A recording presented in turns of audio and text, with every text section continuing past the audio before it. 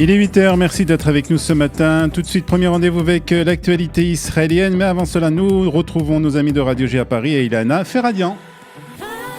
Nos studios à Jérusalem avec notre correspondant Olivier Granilic. Bonjour Olivier, et on commence ce matin par un titre politique. Benjamin Netanyahou et Benny Gantz sont enfin arrivés à un accord. Ils ont décidé de donner un nouveau sursis à l'actuel gouvernement. Tout à fait, un accord conclu in extremis, Ilana. Il donne en effet un nouveau sursis à l'actuelle coalition. Et selon cet accord, la date limite pour présenter le budget de l'État a été reporté de quelques semaines.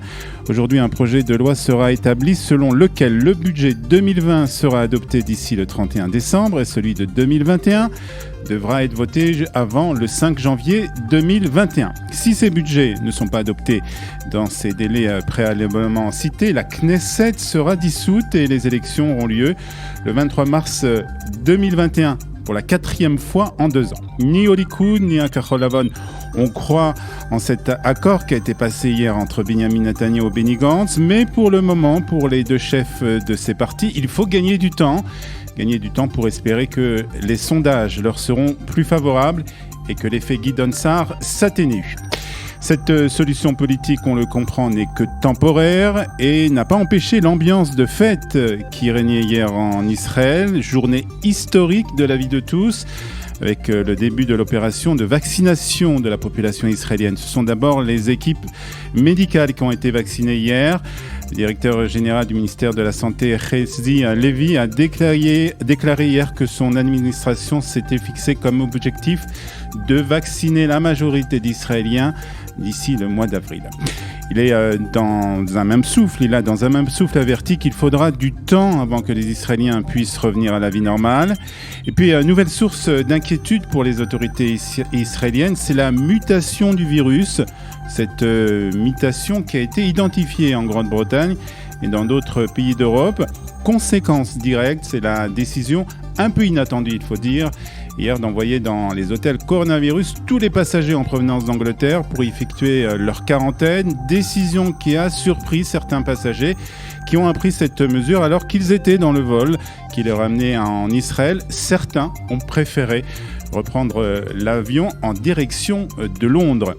Et après plus de 6 heures de discussion, le cabinet coronavirus en Israël a terminé sa réunion sans aucune décision sur le resserrement des restrictions.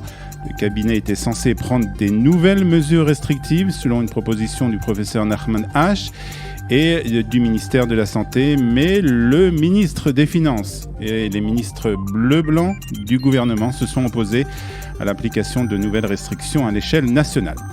Puis au chapitre sécuritaire, sachez qu'un Palestinien a été arrêté hier. Il est soupçonné d'avoir jeté un cocktail Molotov sur un soldat samedi soir à un point de contrôle dans le nord de la Judée-Samarie. Une vidéo de l'incident montre un homme sortant d'une voiture au poste de contrôle près de l'implantation de Gdoumim. Il s'approche du soldat et parle avec lui pendant plusieurs instants avant de sortir la bombe incendiaire, de l'allumer et de la lancer sur le soldat qui, bien heureusement, l'a esquivé.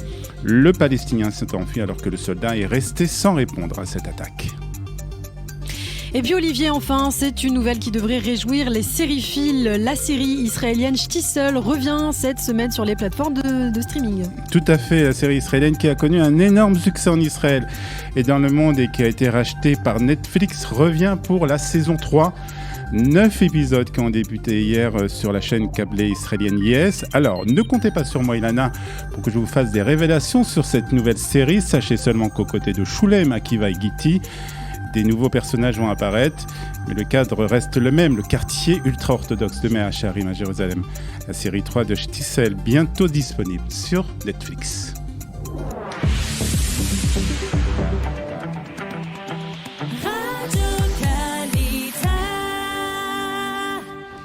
Et la météo de ce lundi 21 décembre 2020, il va faire encore, il y aura du soleil en tout cas, encore en Israël.